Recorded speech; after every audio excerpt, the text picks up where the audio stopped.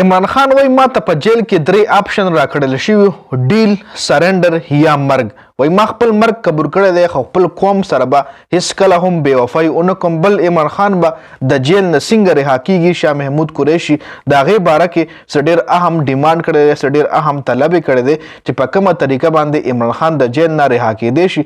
بل عمران خان شیر افضل مروت ملاقات دپاره طلب کړی دی، اسلام آباد ته راغوستی دی، په هغې باندې هم ډیټیل سره ډسکشن کوو. بل په ګوګل باندې هم د پی ټی آی راج دی. مسلم لیگ نون خپلو جلسو کې خپله چې د هغې کومه ناره وه ووټ کو عزت، هغې نه خپل عهدیداران، هغې نه خپل سپورټران منې کړي په څه وجه باندې، په هغې باندې هم ډیټیل سره خبره کوو. د مسلم لیگ نون جنډې بې حرمتي کولو باندې په اوکاړه کې 9 طالب علمو باندې مقدمه درج شوې ده، چې دا ټول تفصیلات در سره په دې ویډیو کې شریکوم. ویډیو خپله هم مکمل وګورئ او مخکې ملګرو سره ضرور شریک کړئ. عمران خان په اډیاله جیل کې صحافیانو سره خبرې کړي دي او عمران خان ویلي دي چې ماته 3 آپشن راکړل شوي وو، ډیل کول یا سرنډر کول یا مرګ. عمران خان ویلي چې ما ته خپل مرګ قبول دی، خو په دې نورو 2 آپشنو باندې ما کراس راښکلی دی او زه به د خپل قوم سره هیڅ کله هم بې وفایي ونه کړم. عمران خان جیل نه عوامو ته دا پیغام هم جاری کړی دی چې تاسو پر امن اوسئ او په 8 فروری د خپل اوټ څوکیداري هم وکئ.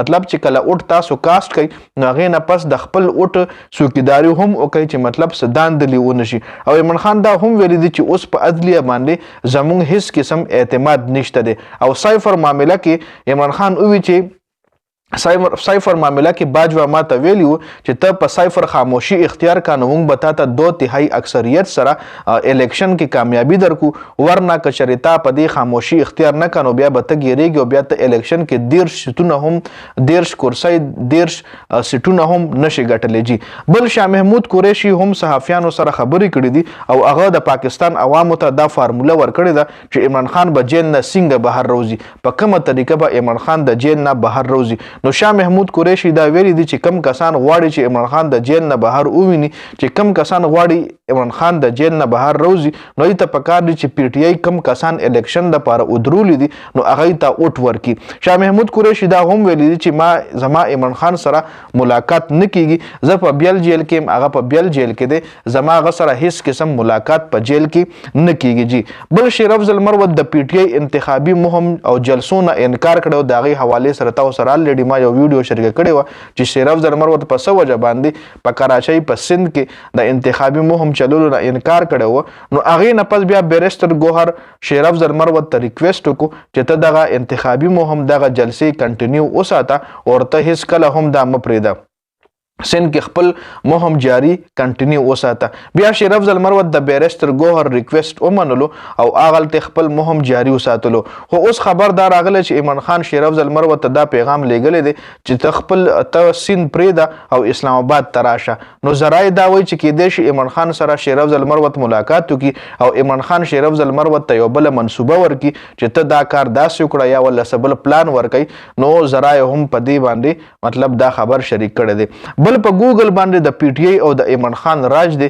ګوګل هم د پاکستان الیکشن حوالې سره یو پیج جوړ کړی و چې د هغې مطابق پی ټی آی 78% خلکو په پاکستان کې سرچ کړې ده، نو لیگ صرف 14% خلکو په پاکستان کې سرچ کړې ده. نو دې مطلب دا دی چې په ګوګل باندې هم د پی ټی آی راج دی، په ګوګل باندې هم د عمران خان راج دی او خلک اوس هم پی ټی آی عمران خان سرچ کوي. جی بل نو لیگ خپل امیدوارانو ته دا ویلي دي چې وټ کو عزت 2 والاګانه په خپلو جلسو کې مه چلوئ، څومره هم تاسو ورکرز کنونشن کوئ یا جلسې کوئ نو هغې کې تاسو دا وټ کو عزت 2 والا چې کومه ګانه ده زمونږ اینتم دی نو دا په جلسو کې مه چلوئ.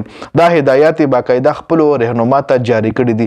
د مسلم لیگ نون جنډې بې حرمتي کولو باندې 9 طلبه کرام باندې مقدمه درج شوې ده. مقدمه دا چې تاسو د نون لیگ د جنډې بې حرمتي ولې کړې ده. نو اوس مقدمه پې چا درج کړې ده، ولې درج کړې دې حوالې سره څه انفارمیشن نه ده راغلی، خو 9 طالب علم دی چې په هغې دا مقدمه درج ده چې تاسو د مسلم لیگ نون د جنډې بې حرمتي کړې ده. جی نو په دې ویډیو کې د اپډیټس د ویډیو کتلو زیاته مننه. جی والسلام.